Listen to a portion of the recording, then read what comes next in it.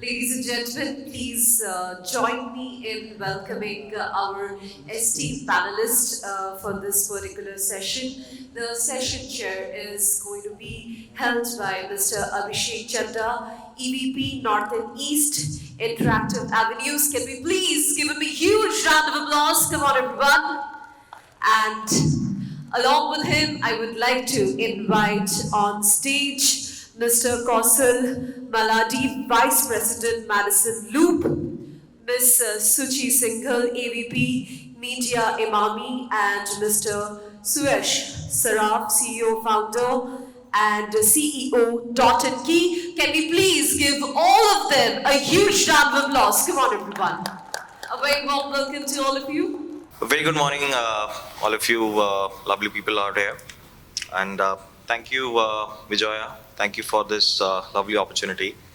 Let me just quickly introduce myself and the panel out here.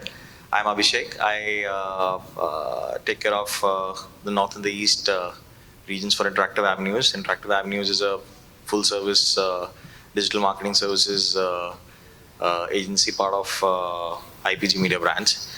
So when me and Vijay got talking about setting this chapter up for this place, and we spoke about the topics, it was extremely exciting.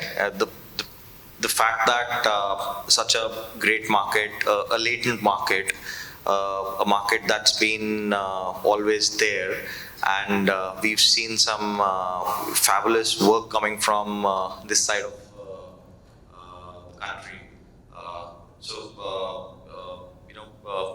Vijay, kudos for you to set this all up, and here we are. It took us some time, but we're there.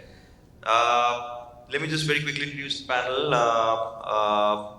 I have Kosal here. Kosal is part of Madison. He heads Madison Loop.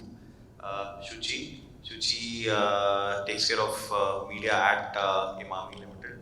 And Suyash, he's a co-founder at Dot and Key.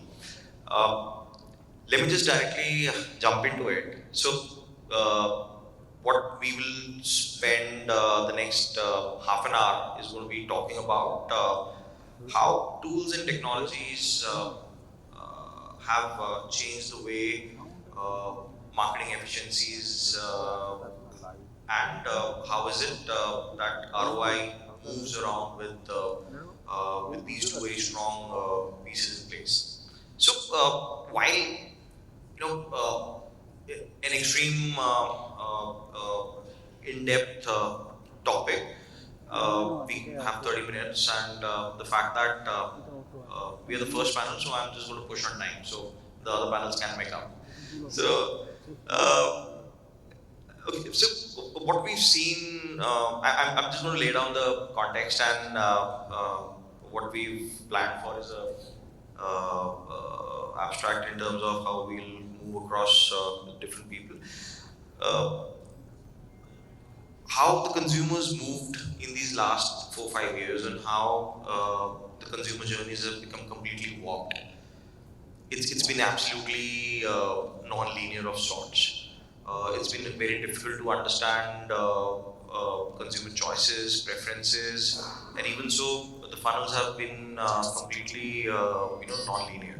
So, and if you look at the larger ecosystem, the technology has also grown, and we've always been an economy wherein we've just leapfrogged on certain aspects. So, be it or not, inwards or outwards, technology has always been there.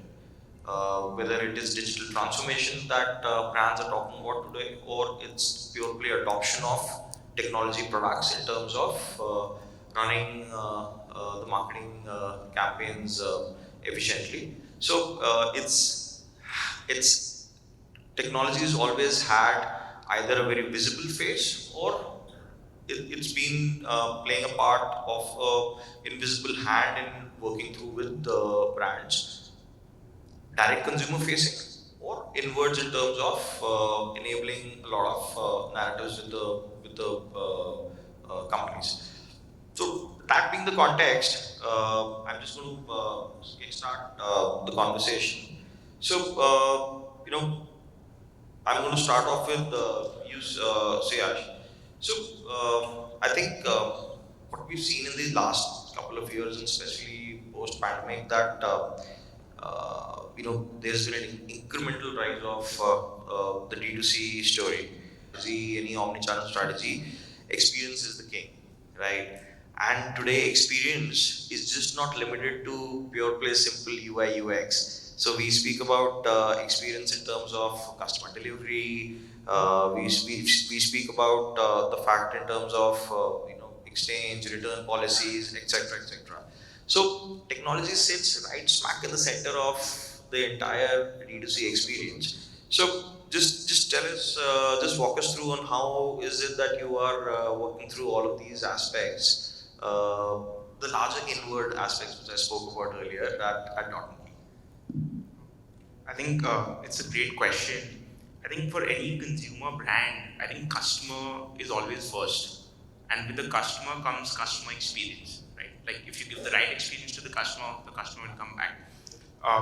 When it comes to Dot and Key and digital, like for us also customer, like whatever we do, any action we take, any tech that we kind of integrate, it always has a component of how is it helping my customer or my potential customer, and that's the sole reason why we integrate any tech into our website or our entire like the D2C play that we have. I'll quickly walk you all through like what we do, what tech we use, and why we use it. So I think from the customer journey point, like the first time like we ever touch a customer is probably through an ad or that a customer sees, and when that ad that is served is using tech, we actually show it to just the right customer, right? So that we are only showing an ad to someone who can potentially convert in a beauty or skincare brand. They click the ad, they come onto the website. They actually don't come out to a generic website. They actually come out to a page which has been exclusively designed by AI to the customer who's coming in based on the customer's profile. So there is a sense of customization based on the customer's profile that's coming in, be it discounting, be it products curated, etc. Once they come into the website, they kind of scroll to the website, they find the right product, they add to cart, and then comes to the checkout system. So typically we have a very smooth checkout system. There are aggregators who kind of increase your conversion rate, increase the customer interaction rate, and ease the entire checkout process by auto-filling their address, phone numbers, etc. In the checkout system. And once the checkout is done, the order confirmation comes in, and the order actually going to the right warehouse. So you have warehouses across the country, and the warehouse which is closest to the customer needs to dispatch that order, so the customer gets the order within 1 to 2 business days. And for that, there's probably a platform that we have in the back end that helps us reach the customer, the package to the customer at the right time, so the customer has a great entire buying experience. And then that's when your product kind of kicks in, and your product needs to speak. And in order for us to know how the product has worked for the customer, there's probably a customized trigger email through the CRM system that goes to the customer to find out that what is the kind of experience they've had with the product, with the entire buying journey, so that we can tailor that accordingly. And if the customer has any queries, they can actually use our customer service, which again uses the same CRM system to identify what the customer bought, respond to the customer on time, and make sure that the entire journey for the customer is seamless. And then probably if the customer has a good time and has loves the product, we probably get them back by re-engaging them at the right time through the CRM framework that comes in. So I think the entire customer journey, from tailoring the UI UX to the checkout experience, to the delivery experience, to the post checkout customer service at the right time, which is absolutely seamless through a customer service management system, and then the CRM management system to actually come back to the customer who's bought the product, getting the feedback on time, and making sure that this entire journey for the customer is seamless and ultimately creating value for the brand. So that's how we see it, and for every aspect of the customer journey, there's a different tech deployment we've done from UI UX being customized to the right ad being served to the right consumer to the checkout experience being smooth to actually getting a complete feedback on how the customer experience has been to the customer service being automated and integrated with the D2C ecosystem to actually getting them back to the website for a reorder. So I think the entire ecosystem is something that is tech driven for us so that we can own our own customers. Absolutely. I think you just ended at a very important note is to own your own customer, right? And that was a lovely description in terms of a day in terms of how it flows through at Dot & Key. The most important aspect, what I understand, Suyash, is the fact that across the waterfall of the consumer journey, all the tools and tech that you have, everything has to talk to each other. Most importantly, right? Without having one flow of information not connected to the other piece will result in absolute chaos. And that's how, because from a consumer outwards perspective, I am just following maybe 4 steps. Because you are creating lesser steps for the consumer, but for every 2 steps that has been produced for the consumer, I think there have been 5x or 6x the number of interventions via tech that you would have made it, and hence extremely critical to for the entire data and the technology infrastructure to talk to each other, right? Great. We'll just leave that here. I'll come to you, Shuchi. Very important part that a lot of brands that are talking today is about data and data, first party data. So a lot's been said, a lot's been spoken about, the ever eminent cookie deprecation, the points about cord cutters, the walled garden supremacy. So, all the brands today are thinking that what should, first party standard do for them. And at the same time, a lot of brands, they are in their own individual life stages of their own digital transformation as well. A very important piece because data sits right at the center of digital transformation.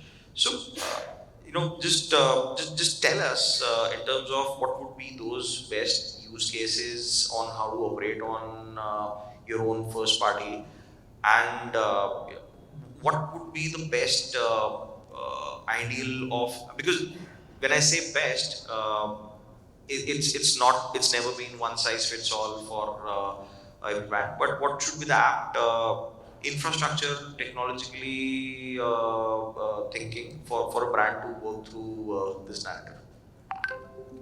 So I think, like he said, for a consumer company, everything starts with the consumer, right? And of course, before Emami, I spent a decade in telecom, and we had a whole wealth of the first party data available to us, and so I've seen the magic. You've been baptized in tech, so. And then, of course, to switch over, to a traditional CPG company where just the existence of first-party data itself is a huge challenge. And like you rightly said, it's a digital transformation. It's not something that's a small activity, sits in one department, and suddenly something is going to happen. It is unless the organization takes it at its very core and really transforms all of the various facets of the organization and not just limited to marketing, it doesn't happen. But yes, it starts with data collection. It starts with knowing your consumer, and while of course the D2C brands have the advantage of a fairly linear journey, like he said, somebody sees an ad, clicks, comes to your website, and then there is feedback. You learn about your consumer. For CPG companies, of course, with 70-80% of our sales coming in from general trade, that becomes that much more difficult to know your consumer, and therefore you have to make a start. And if we, if you want to continue to be relevant in the time when brands are exploding, we have to start understanding our consumers better.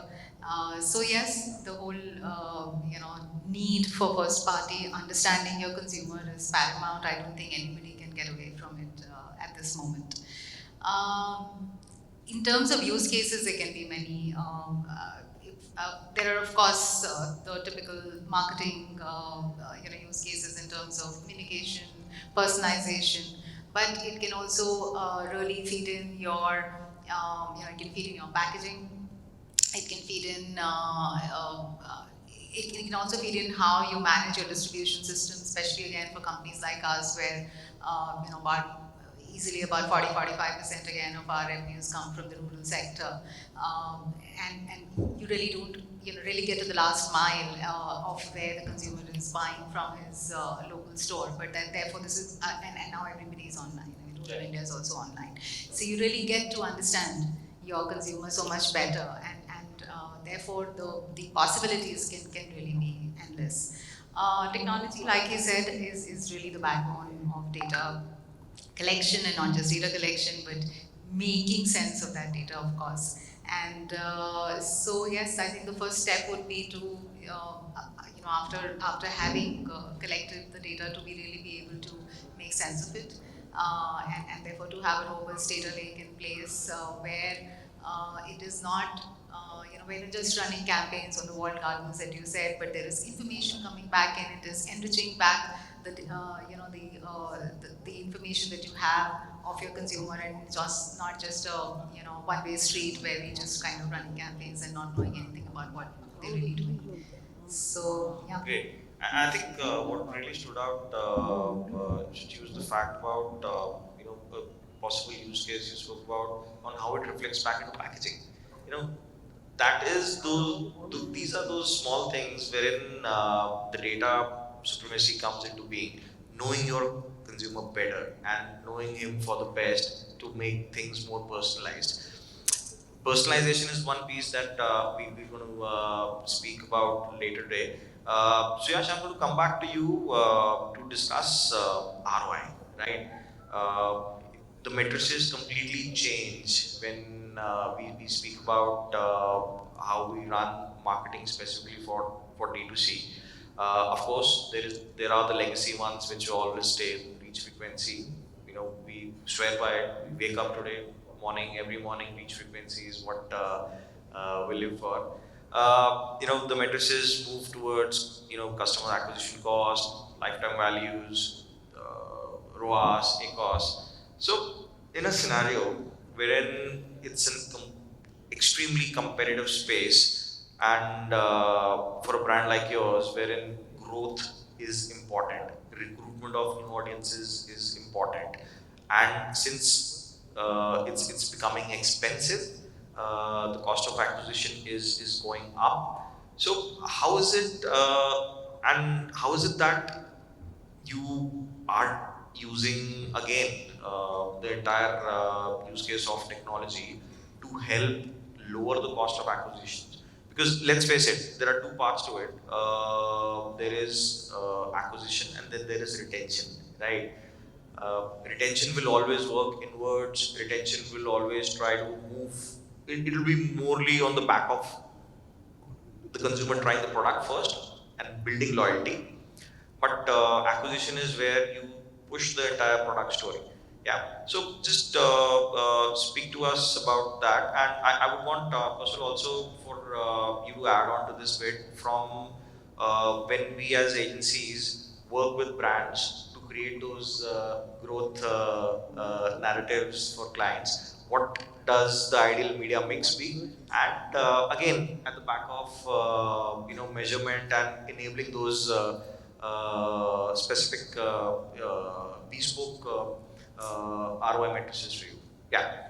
So I think it's a great question, because the only thing any investor asks you that how much are you spending in marketing, right? And ultimately, any CPG company that we're building is customer first, but ultimately builds a brand to reduce marketing costs, right? Because that's all they're going to make in terms of profit from the business that they're doing.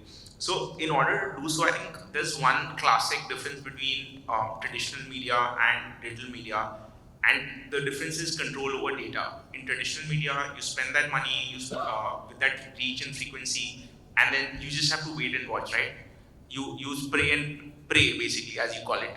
But in digital media, like we actually split it into three different parts of the funnel, which is TOF, means top of the funnel, middle of the funnel, bottom of the funnel. Top of the funnel is absolutely people you've never touched before, completely new audience that you're spending on, which is like your TV ads or digital TV ads on YouTube and Facebook awareness ads. The middle of the funnel is someone you've touched before, but you are retouching them again. Someone who's come to your website, you're touching them again. And lower funnel is your previous customers and people who have visited your websites and have added to cart, but you're getting them back. So the beauty of digital is that whenever we do a TOF ad, we have that data set to actually get them into a middle of the funnel. So if you've showed them a certain number of ads before, say 3 months ago, we can show them an ad again to the same set of people and then move them down the consideration from awareness to consideration to actually get them to convert. So the ownership of the consumer from the top of the funnel, completely new consumers, to someone who's heard about you and someone who wants to buy you, that is completely under control. So for example, at Dot & Key, if you've shown a awareness ad or digital TV ads 12 months ago, we still own them. We still have that data. And when we show an ad to them, we see a much higher ROI than we actually get from someone who's never seen us before, right? So we create our own funnels of customers who we are showing content about the brand, about the product over time. So you are creating very strong brand awareness, very strong brand consideration, and at a cost which is much cheaper than traditional. Because when you hit the right customer over and over again, and you have the power to retarget to them or target them again effectively over time, is when your ROAS will be higher, or return on ad spends will be higher, and ultimately lead to more conversions and more revenue generation for the brand and for the company. I think this is the key difference, and this is what we've been harnessing. Depending on the life stage of the product that we are launching or the category we are launching, the spends differ from top of the funnel to bottom of the funnel. Basically, if it's a new product or category, we'll probably spend more on top of the funnel, and as it moves away from a new launch to like something slightly more established to more established, we'll move down the funnel, and the splits of marketing spend will change, and this will enable the ROAS to be higher, basically return on ad spends to be higher, and the overall brand to have a much tighter marketing spend, and ultimately lead to a more profitable, sustainable, long-term brand. Yeah, so actually, if I just have to add to that, right, it's very interesting and very refreshing that you're talking about tofu and bottom of the funnel, because another thing, yeah, we've all heard this statement, which one man who was just about shot on the road said before dying, with great power comes great responsibility, and he was Spider-Man's uncle.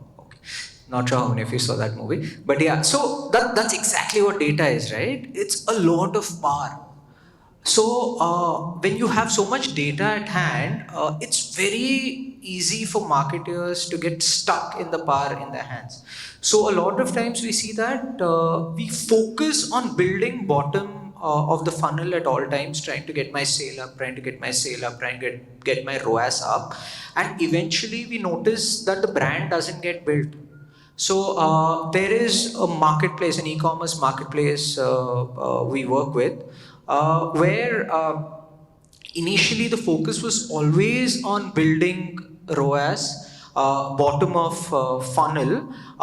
When did the focus start shifting to top of funnel was when the marketplace realized that most of the sales are coming from only 2 or 3 products that have built their top funnel. So even though people are searching, they're coming onto the marketplace just to purchase those products. So tomorrow those products go off the marketplace, that's game over, right? So then the shift to top of the funnel started, and now we are seeing that happening, and as he rightly pointed out, there is a lot more control on digital, where we are able to understand the data journey, right?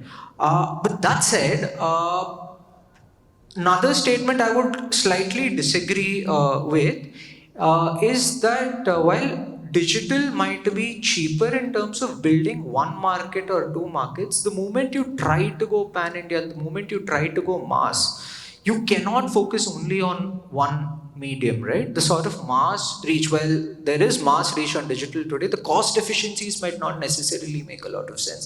That's why we see a lot of the D2C brands also going on mass media. So it has to be a beautiful marriage between all mediums, and that's what I believe. And that's what I've seen in the past. No, absolutely right. Of course, and that's something. So the media mixes, they also would reflect on the fact of at what life stage the brand is moving towards, right? Absolutely agree with the point being that at any given point of time, TV still will be the medium of choice in terms of for us to get that growth impetus, right? Of course, the TV also adds to the fact of trust in terms of consumers' eyes, the larger tangible piece about advertising on TV. So yeah, that's always there. So, but what I derive from the both of you is the fact of understanding the unit economics at every layer and making that balance of sorts across the fund. So I'm going to bring the point on efficiencies back at you, Shuchi, because when we peel the onion layers of efficiency, largely when we speak about it, optimization is one key pillar, right? And and in today when we're running digital campaigns largely, there is a great deal about how we are infusing AI and ML into the entire piece. Would love to hear about how we are using that, and also the fact that we spoke about first party earlier. On the back of first party, there rests a very important use case, a narrative, which is personalization, right? So just help us take us through the fact of how do both of these two things come alive together. Yeah, so I mean, we all know that the attention spans, especially in the digital world, are just dwindling, right? And in fact, I was just reading the other day that on an average, apparently, we scroll some 100 feet of content in a day, and that's huge. With that kind of the options that are available to the consumer, where his mind is all over the place, unless you are relevant, he's not going to notice you. However much you spend, it has to be relevant, and that is where therefore the understanding of the consumer and therefore the first party data and therefore the personalization, how relevant can you make the message so that he really he really gets it and he takes some action on it. Otherwise, I think increasingly digital has become a kind of a discounting, medium. We show this some offer, and therefore, just act now. But if you want to build brands in the long term, there is no other way. You have to have a story. You have to be able to communicate that to your consumer what you stand for, and that's where personalization plays a role. Of course, if you have a robust first party data, you can really make it absolutely relevant in terms of like you said, how do you grow the business, or how do you cross sell or upsell, because he in the past he's actually bought these two products, but I definitely want him to buy more. How do I use the knowledge of what he's bought to therefore move into something else? Of course, personalization is not necessarily limited to first party. We've used DCO, dynamic creative optimization, very extensively for personalization, which also therefore we see much better results when we do that. But there are also other in terms of optimization. One is the creative piece, because you have to make it relevant, you have to make the message relevant. The other piece is of course media, and that's where the messaging comes in. The measurement piece comes in. How do you optimize that? Unless you know what is it that is making an impact, and which you can only know if you measure. And we have used extensively ads data hub, where therefore you've kind of collected every impression that you've served across all kind of assets, video display across all kind of campaigns that you run across publishers, and then on the back of it, therefore, you can really measure what did the video asset do versus what did the display unit do versus if somebody saw them together, was it this creative, this worked, or what is the optimum duration of the ad that you need to run to at a 3+ frequency, I get this kind of result, but at a 5+ I get this, and therefore what is the kind of spend that you need to be doing, and therefore you can just optimize your spends, your ROI is so much better. And not just in terms of, I'm saying, the bottom of the funnel sale, but also, in terms of cost per reach, because like he rightly pointed out, for large brands, mass brands, that mass reach is going to be, continue to be important, and therefore top of the funnel will continue to be very important if you want to build large brands.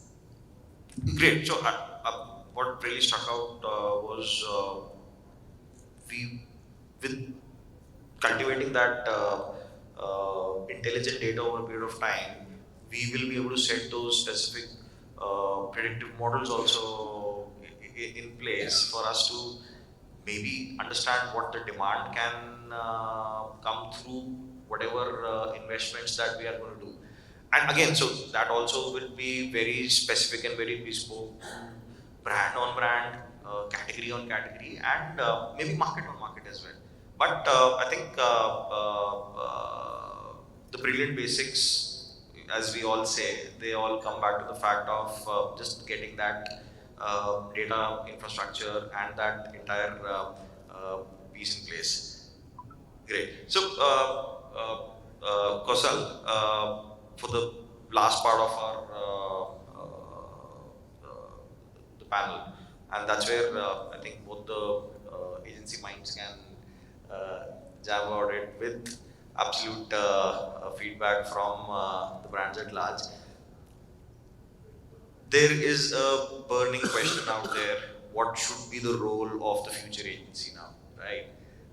With a lot of brands in-housing, technology is democratized, and also the fact that technology is being made more and more abundantly available. So, as agencies, as partners to brands for their growth narratives, what should we do? What's the stance we should be taking? Should we enable, or should we sell, or should we productize our services? I mean, what we've been doing back home at IA is that we've been creating a lot of products for very specific market use cases, hyperlocal of sorts, or for example, if it's e-commerce shelf monitoring. So we are creating those products. So how do we deal with this shift of sorts? Okay, so see, if you honestly ask me, right, the role of an agency has always been and will always be in my mind one thing, and that is of being a trusted advisor, right? The client is working with you because you're bringing something to the table that they probably do not have at this point of time. Would in-housing of services affect an agency in the short term? Yes. But does it dilute the role of an agency? Not really. It's really about how we see ourselves, right? In fact, very interesting thing, slight detour and then we'll get back to the topic. We've spoken so much about AI, technology, etc., etc., etc. Recently, I asked someone in my team, listen, do you think AI will take over your job? Her answer was, AI will not take over my job, but someone who knows how to use the AI will take over my job, right? And that is the truth of the matter, and that holds true for technology. When initially, when digital started, it was pretty much about reaching out to partners, buying inventory, and whatever, selling, right? Slowly programmatic came into the fold, right? Initially there was a lot of this one amongst agency guys saying, if we shift to programmatic, what happens to my job? what will I do? But what we realized was people who refused to shift actually slowly started moving out. People but who made those changes in themselves are doing very well for themselves, even in whatever space they're working on. So that's what it is. As an agency, you're bringing in not just learnings on the brand, you're bringing cross brand learnings to the table, which eventually become very, very important. In the initial stage for a brand, it's pretty much about how they're growing and what they need to do to increase their ROAS, for example, if you're talking D2C or whatever. But in the long term, you need to build a brand, right? And that cannot always be done in-house. You need people who you work with closely, and that's where an agency role would come in. I think that was brilliantly put, Kosal. And I think the evolution also has played a very important role. I spoke about the fact that how the entire consumer slash technology leapfrogs in a country like ours, right? So we leapfrog from one generation to another. And that's where we have to be at it, right? We have to, and what we've seen in a brilliant use case when COVID struck, there was a complete disruption. But at that point of time, when technology was, moving progressively very strong, I don't think anybody thought through the fact that this is all going to normalize, right? But normalization happened, and that's where things went back to place, and that's where omnichannel completely came into being. So another point about the role that we all need to play is about how well can we anticipate as well, right? And that's a very intangible piece, and that's something that might come very intuitively of sorts, but that's where you need to be more entwined towards understanding customers, consumers, behaviors, cultures, right? And that's how it's going to, I think, if we add that fuel also into our pieces, that's how things, agencies will, thrive in the future. Of course, we have to thrive, so we'll thrive better. Yeah, absolutely. So, in fact, I'll just say, I mean, it's interesting you spoke about trends and etc. Right? It's very important for us to distinguish between a trend and a fad. Right? A fad is something that comes today and tomorrow it's gone. A trend is something that probably sticks around in a long term. So within Madison, we actually have a 4x4 grid that we follow to figure out which are the latest trends, which are coming up, which will be relevant today, which will be relevant tomorrow, and which might become relevant day after tomorrow. And some which are probably fads, but we're mistaking them for trends. And that's how we work on this. And that's how we work closely with the clients to share our recommendations in terms of what we need to do. And then it's a joint call in terms of how we work. Great. I think let me just quickly summarize key points across the discussion between all three. Are we up on time? But since I said that we are the first panel, so I'm going to push for time. So, Suyash, we spoke very well about customer experience, and the key point that you spoke about was knowing your consumer and having all in a very non big brotherly way, knowing what he or she is, and knowing the data and just acting upon it. The second point that stood out was whatever technology enablements that happen, everything has to talk to each other. Otherwise, the journey gets disrupted, and we are in absolute chaos. Shuchi, when we spoke about measurement and impact and ROI, I think points were tabled about the data coming back to us and the data talking to us for us to create those very specific use cases wherein we can understand on how the demand has to work together.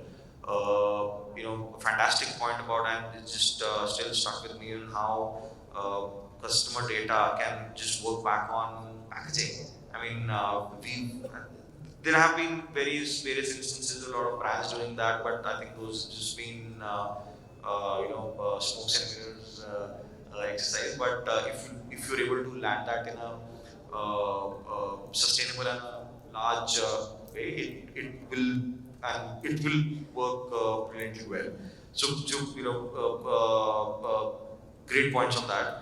And Kosal, I think what our role is going to be for an agency is rightly put, and is going to rest on these pillars only, which is the fact about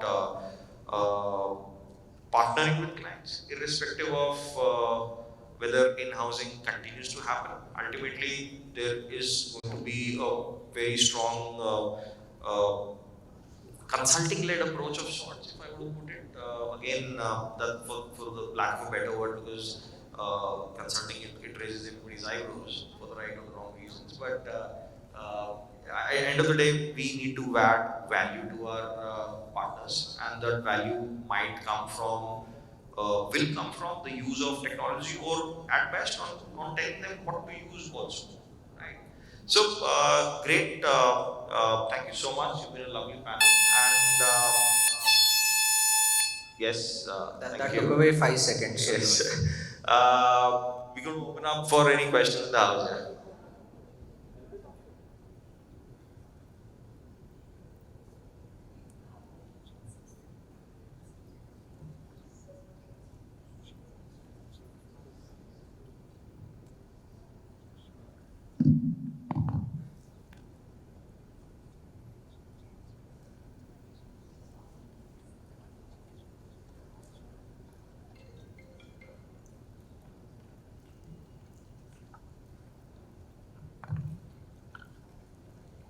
Hi, my name is Anand from Collective Artists. My question is to Mr. Suyash.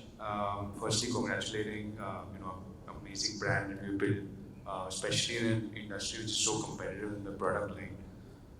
My question to you is, when you first sort of launched the company, and now when you're a fully established well-known company, what are the different marketing techniques that you've seen as a shift, and what do you predict going forward? I think when you start out, you need to find your product market fit first, right? So basically, you do lower funnel marketing just to make sure there are people liking it, focusing on the feedback, and really understanding that is this product which people would like, right? And that is the answer you need. Like that's the question you need answered in the first place. So the marketing will be lower funnel, less on marketing spends, and focusing on the product market fit. Right? And once you've achieved that and you see that you are getting slight success and the product is being regularly bought by people, people are buying it again and again, you kind of then shift your marketing budget more towards MOF, and then as you grow, then you go towards TOF. So that's typically the journey for a brand which you start online. For offline, it's completely different. Like you need a TOF from the beginning, and it's a different ball game altogether. Great. Thank you so much.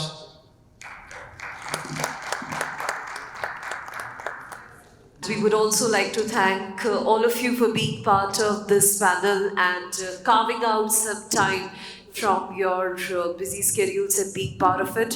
Thank you so much.